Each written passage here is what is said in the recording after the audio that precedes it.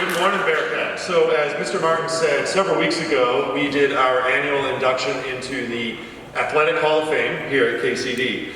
And a very deserving recipient of this year's, one of this year's Hall of Fame awards was Mr. Will Smith, who again is with us today. He wasn't able to be here several weeks ago, but is this morning, so we're going to replicate the delivery of his award and his induction into the Hall of Fame this morning. So I'll read real briefly what's up on the screen, and then we'll ask Will to come forward, and then we're going to hear from Will himself. So Mr. Smith is the most accomplished baseball player in KCD baseball Bearcat history. Will was a two-time All-State and Region 7 Player of the Year, along with being Kentucky Prep Baseball Player of the Year. He broke nearly every hitting and pitching record for the Bearcats while leading them to the KHSAA regional semifinals.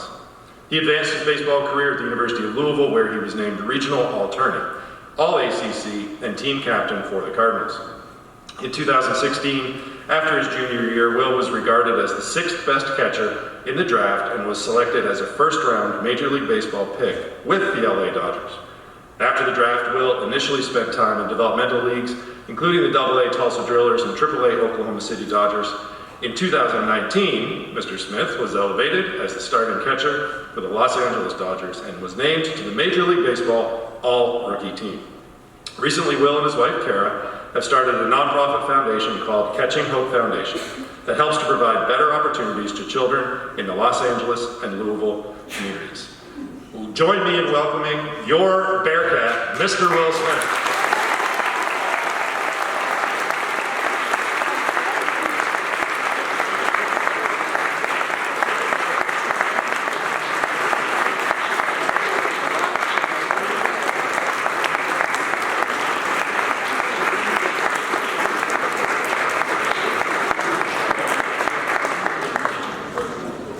Okay, so Miss Elliott, our athletic director, will be asking some questions with Will sitting here in a very conversational, relaxed way.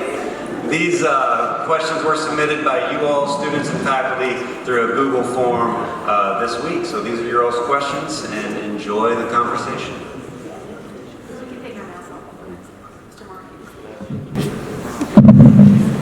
So how's it like being back here? Weird. I haven't been here in 2 years. No, it's cool. It's good to see, familiar faces and bring back some good memories. So I'm going to ask some of the questions that you guys had. They're going to kind of be all over the place, but it says, what habit has been most important to your success? Oh, man. Definitely hard work. Whether that's baseball, whether that was in school, any aspect of life. I was taught to work hard and get your best shot, your best opportunity, and that's what I've stuck to, and it's been working out so far. So, yeah. So I think the interesting is talking to some athletes that see the Trinities and say next is the Sacred Hearts, and being like, if I want to create athletic program and really successful, I've got to go to these big schools. So obviously, you're a testament that that's not the truth. So can you just talk more about being at KCD or how that opportunity helped you? Not only, in my opinion, just going forward, but just academically, and why that was your choice. Yeah, I was a lifer here at KCD. Mom teaches here and all that, she still lives here. But for me, it was never really, a question whether I was going to stay or go. When it came down to it, my family and I were more education is the most important thing over sports. I couldn't play sports without having good grades and all that. When it comes to the bigger schools, there's plenty of opportunities here at KCD. Definitely athletically. College, if you're trying to play in college, the college coaches are going to find you. You can play, I play travel ball in the summers with a lot of other good players in the area, and that's how you really got seen in baseball. So it didn't really matter exactly where I went to high school. College coaches would find the best players. And what do you think being at KCD, how did that help you go in your career? Yeah, I think academically it really prepared me for college, U of L.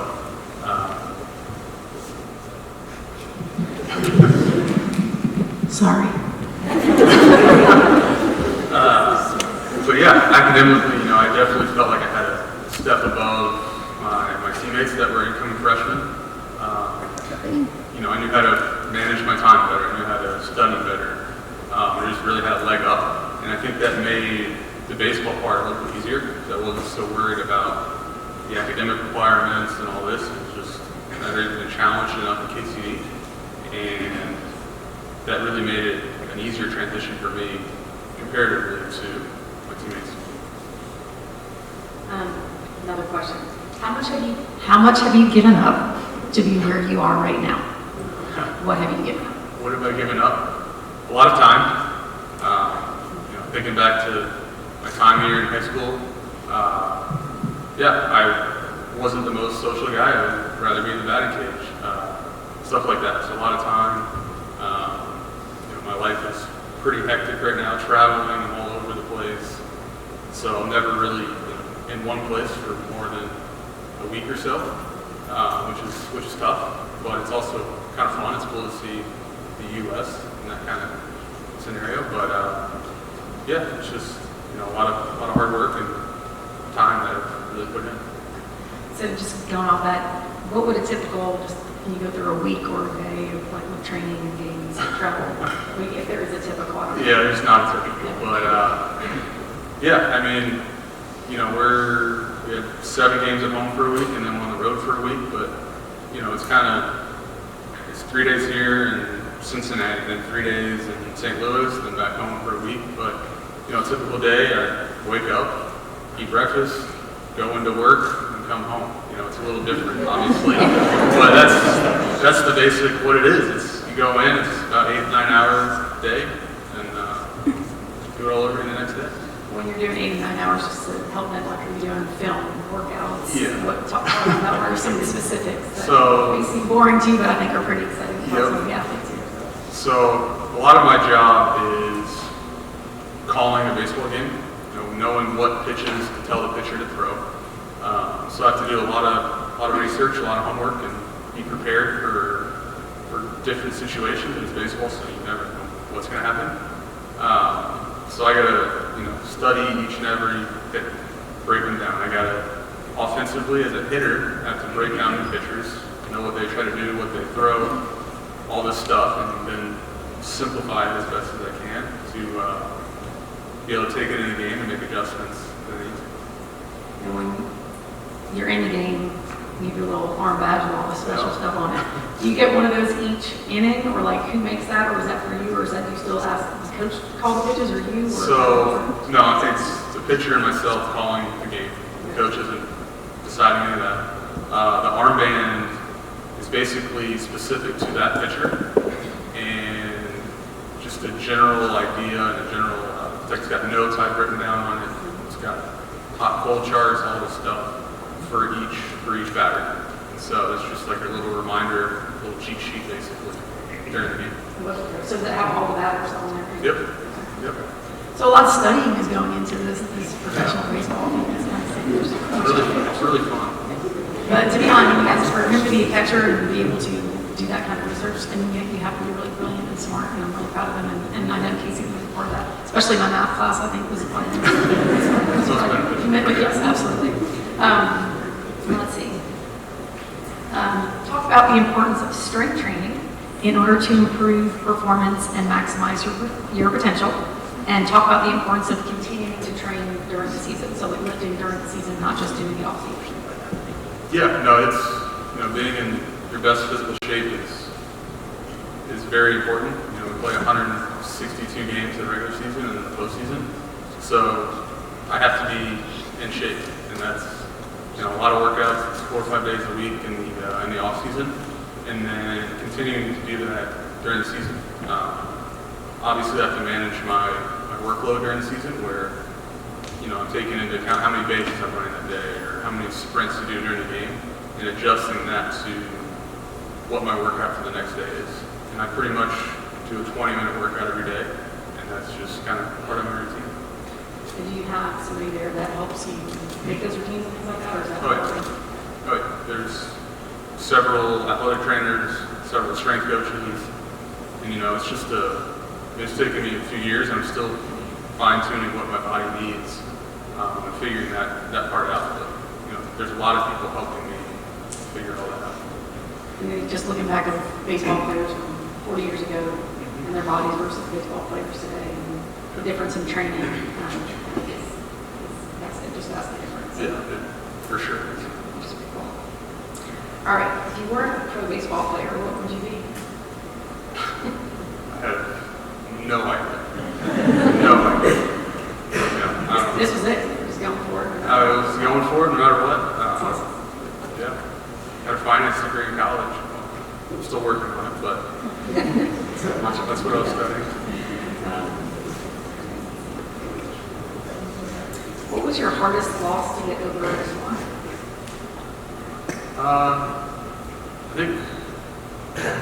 There's one a week that's you got to get over, 2 a week. It's baseball's a game of failure, but I think the biggest one was in 2020 in the World Series. Actually, we lost the game and it was kind of a mess to play, but I was the last guy to kind of miss the ball home plate, and that's the biggest stage in baseball, and didn't make the play, and that was tough, and the game was over right then. So what did you do in reaction to that? You just move on, Went back, showered, realized we have another game tomorrow, which is the great thing about baseball. Put one foot in front of the other, and go out the next day and give it your all in. That's all you can really do. Not dwell on this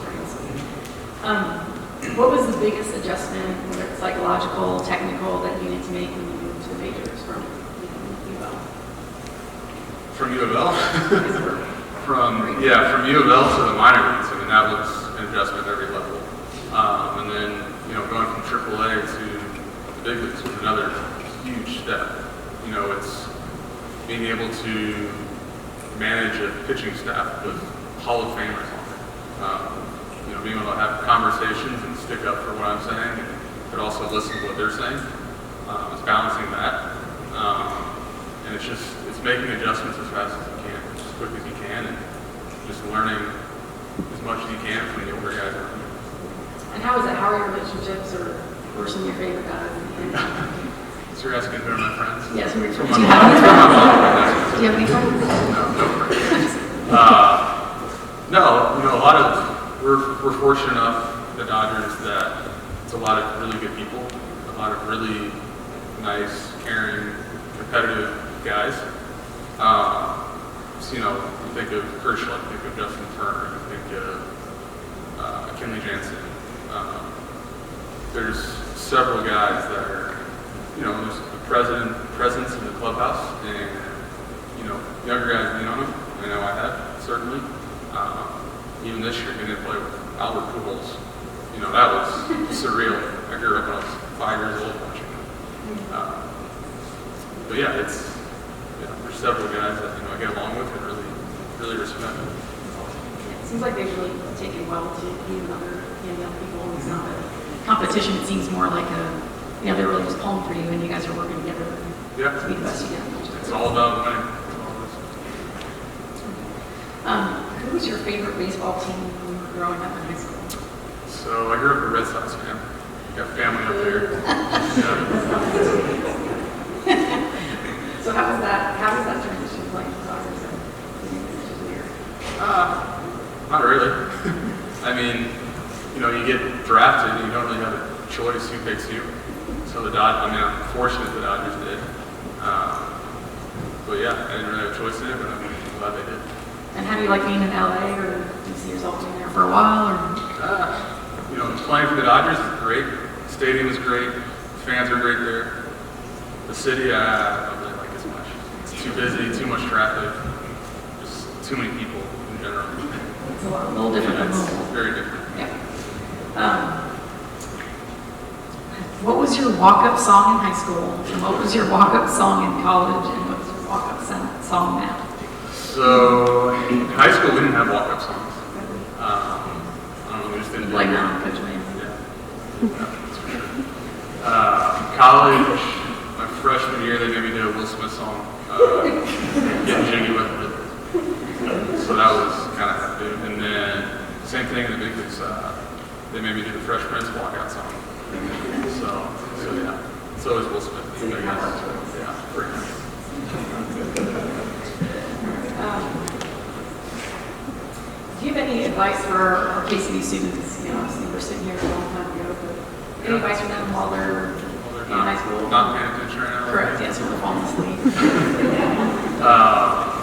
Yeah, I mean, I think the biggest thing I've learned, and I didn't graduate too long ago, but you know, just continue to work hard. You know, whatever it is, you know, give it your best effort. That's all you can control. You know, I think baseball is, you know, very similar to the game of life, where there's a lot you can't control. You're going to fail a lot. You're going to succeed. So it's kind of how you react to succeeding or failing, and the only thing you can really do is just keep going forward. And I think, you know, I've kind of figured that out, and been fortunate to, you know, not realize that the hard way. Yeah, it's just keep working, keep going, control what you can control, and let the rest take care of itself. Yeah, I mean, I know for me, I've always been impressed by just your calmness in your voice, and I think that definitely carries over in your baseball career. Like I said, you have a play and you fail, but instead of, you know, digging deep and, you know, having negative self-talk, just pick yourself up and, you know, just do it again, keep your guys in the house, right? So that's pretty impressive. Do people recognize you when you go out in LA? Sometimes, yeah, sometimes. It's kind of weird, you know, you're sitting at dinner or something and someone walks over to you. It's kind of weird when like it's older people. But no, when it's kids, like I think it's cool when kids come over. You know, you make their day or whatever. It's cool. But not the weird, like old fingers. Yeah. Let's see. That's a lot of things. I think just in general, like, I know you're back in Louisville right now, but you're moving like to Las Vegas. Mm-hmm. Are you? I mean, do you ever see yourself coming back to Louisville or making home to Louisville, or is it just depend on the team playing for it? I mean, right now I have no idea. I could get a call right now saying, well, I can't right now, we're locked out, but I could get a call saying you're traded right now, and you know, it's a daily thing. So who knows where you really are going to end up. But yeah, no, I grew up loving Louisville. This is where I'm from, it's my home. So yeah, I mean, it's a possibility we move back, but you know, this time I think it's kind of cool to go out and explore the world, try new places. You know, we've become very adaptable in the baseball life. We move city to city to city, and you know, that's made it easy to make this adjustment, this move we're making. But yeah, I mean, we're excited obviously to get out there. But you know, as far as Louisville, love it here. Am I allowed to ask kids questions from the audience, or is that not allowed this morning? Does anybody have any questions? If I didn't ask a question, I'll make sure it's appropriate. What keeps you motivated? What keeps me motivated? You know, I think I always wanted to be the best. That's just me being a competitive person, I think. So, you know, I've always had goals, and I wanted to achieve those goals. Some of those were just simply being the best I can be, and you know, that's how I kind of go about baseball and life, and just try to be the best person, the best baseball player I can be, and that's what keeps me going.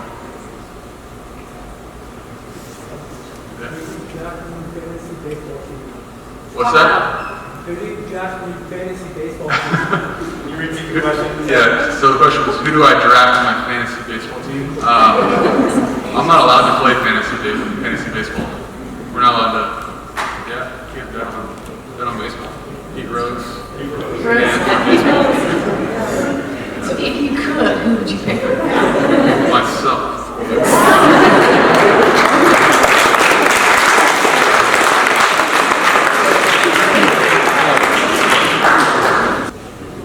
Yeah, in high school, did you do any like cross training, or did you just strictly do baseball? No, I played a few other sports. Played golf all the way through high school. Played basketball through my freshman year.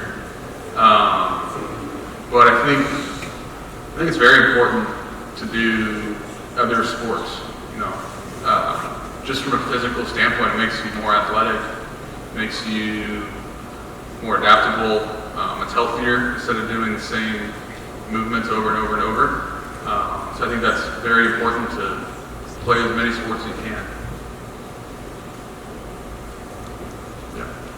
How did you meet your wife? How did I meet my wife? Of course, something wants to do baseball. So we met at U of L through some mutual friends. You still have to go to college someday.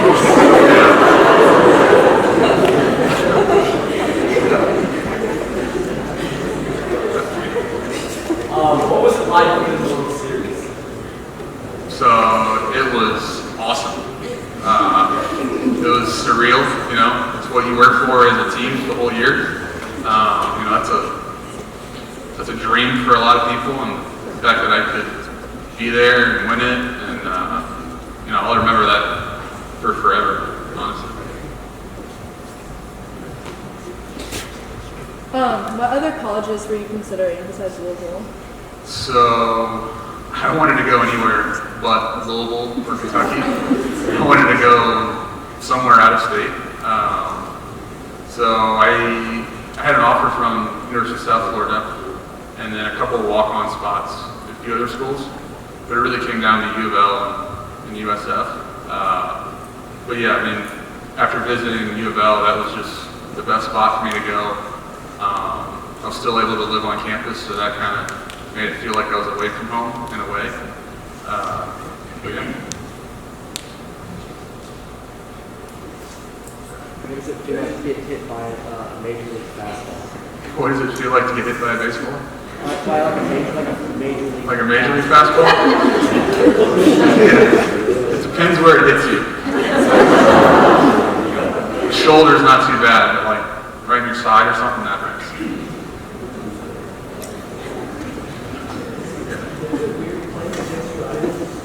Is it weird playing against my idols? Yes and no. You know, it's still baseball. It's still a game. You know, you're going out just playing the game and competing against those other guys. But at the same time, you know, I'm catching and, you know, Buster Posey walks in or Miguel Cabrera, whoever, and that's kind of weird knowing. You know, I watched these guys play 10 years ago when I was in middle school or high school or whatever. And then you're playing there, they're saying hi to you and stuff. It is definitely a little bit surreal. Do you have like a celebration when you get like a home run or something? Do I have a celebration when I hit a home run? No, I don't do it.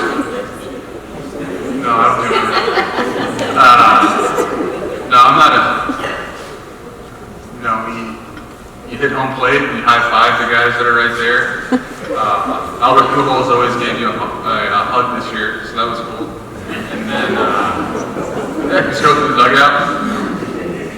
Something different every time, honestly.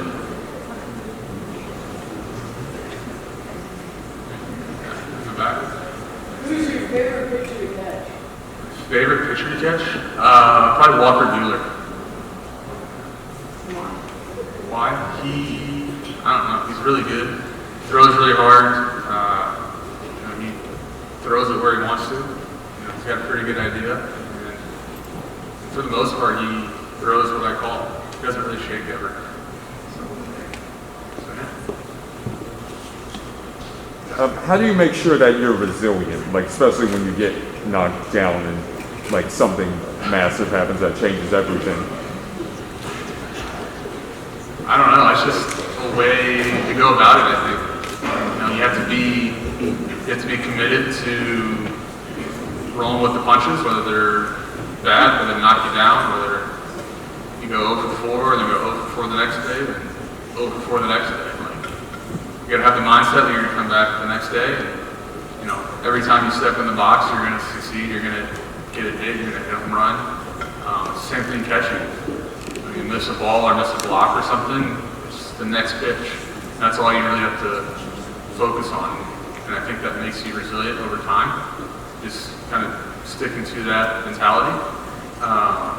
You know, not getting too low when you don't do well, when you don't succeed, and not getting too high when you do succeed.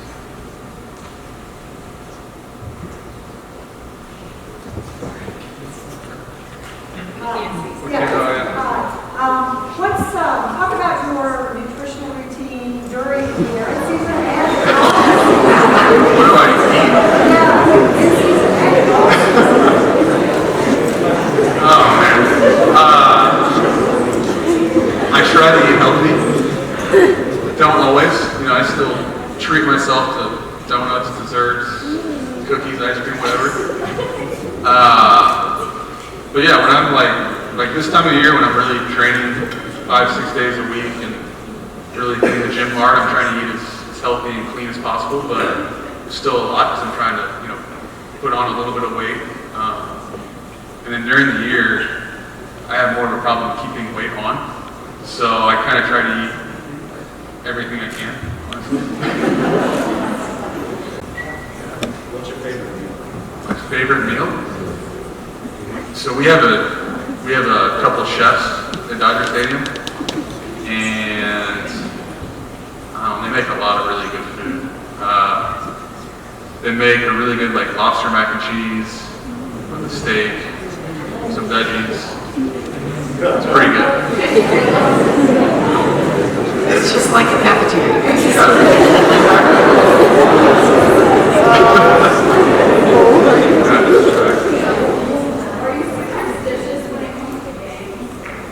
So am I superstitious? I try my best not to be, but there definitely are some superstitions I have. But yeah, baseball is known for superstitions, and some guys do the craziest things. But no, I'm not. I make myself not be superstitious, so I don't have to rely on them, basically. Do you have any sort of routine you do though, like pregame? Oh yeah. Typically? Yeah, the routine, you know, it changes day to day, but you know, I definitely have, you know, my checklist of all the stuff I need to check off each box to feel prepared for the day. You know, I've got a routine in the batting cages. I have my routine in the bullpen before I walk the pitcher. I have my routine in the weight room, the training room, and kind of how I go about it. You know, I do myself in the weight room first, then go to the training room, go to the batting cage when my body's loose. And then, yeah, like before the game, there's a certain time I usually shower before the game. A certain time I go out there to stretch right before the game. So yeah, it's pretty specific, but it's not, I have to do this, I have to do this, I have to do this. Yeah, Miss Austin? Hi, Will. Have you got to meet the other Will Smith? Have I met the other Will Smith? I did on a Zoom call. Okay. Yeah, we were surprising a kid in the LA area Oh, yeah. with some stuff, but no, I haven't met him in person yet. Okay. So hopefully. Second question is, when you hit that ball and it's a home run, can you feel it? Do you know when it's... Probably 80% of the time, yeah, you know. What does that feel like when you're running those bases? And Feels good. Yeah, you feel good about yourself. No, it's a little bit. We're very proud of you. I think there's one of that. Sorry guys, it's hard to see. And I've had the pleasure of working with your mom for a long time. Can you tell us about how your parents influenced you? Yeah, I mean, I know she's in here somewhere, so I can't say too many nice things, but no, they were great, honestly. You know, they pushed myself, they pushed my sister, you know, to be the best we could be. You know, they encouraged us, and yeah, they made sure the grades were there before we could play sports. You know, I think my dad was, anytime I wanted to go throw a baseball out in the yard, or go hit golf balls, or go shoot hoops, he was always there to do it with me. And same with my mom. They were just always around, always available, and did whatever they could to, you know, help my sister and I succeed in life and really set us up. And just kind of follow that. Did your parents pressure you to go do those things, or was that kind of an internal drive that you had to say, like, hey, I want to do this, and they were just supportive of that as opposed to? You know, they were just more supportive. You know, they didn't really care what exactly we did, just as long as we had something, and you know, we were giving our best effort at whatever that was, which I think was great. You know, that helped probably myself have more of a drive for baseball. That was my thing. Instead of being forced to do it, you know, I see a lot of kids, a lot of guys that were forced into going to the batting cage, forced into doing this and that, and you know, they got burnt out. They stopped playing baseball, and you know, I think I'm very grateful for that they didn't burn it out. And I think it's very important that you have that internal drive to make it to the level that Bill has. It has to be for you, it can't be for anybody else. Absolutely. Absolutely. How do you stay consistent when achieving your goals? So how do I stay consistent? It's, you know, I think your routine is very important, like I was talking about earlier. And then I think the mindset of, you know, not getting too high when you succeed and not getting too low when you fail. And just realizing, being able to accept that you're going to fail at some point makes it a whole lot easier when you do fail to get over it. And I think in baseball you have to realize that, you know, you're only going to get hit if you're the best ever 30% of the time. So you're getting out 70% of the time. And realizing that makes it a lot easier when you strike out a few times in a row, and have it back in. Yeah, we don't have this question.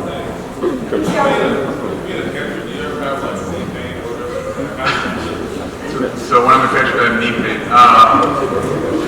My whole body hurts usually after a game.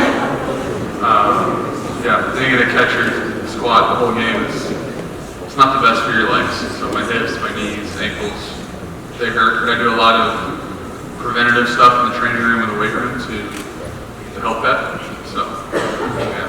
What's a good recovery too? So like post-game, what do you say? What do you do? Yeah, so I do contrast fast a lot. So that's going like 2 minutes in a cold tub, 2 minutes in the hot tub. You just kind of go back and forth 4 or 5 times. And I pretty much do that every day. That just basically gets a lot of blood circulating. And then do a lot of stretching, a lot of like, fine muscle strengthening, like in my hips and my ankles and stuff. And yeah, just kind of whatever I can to stay ahead of that curve. So Ms. Moran, are we done with time? Yep, we are it. Oh, God.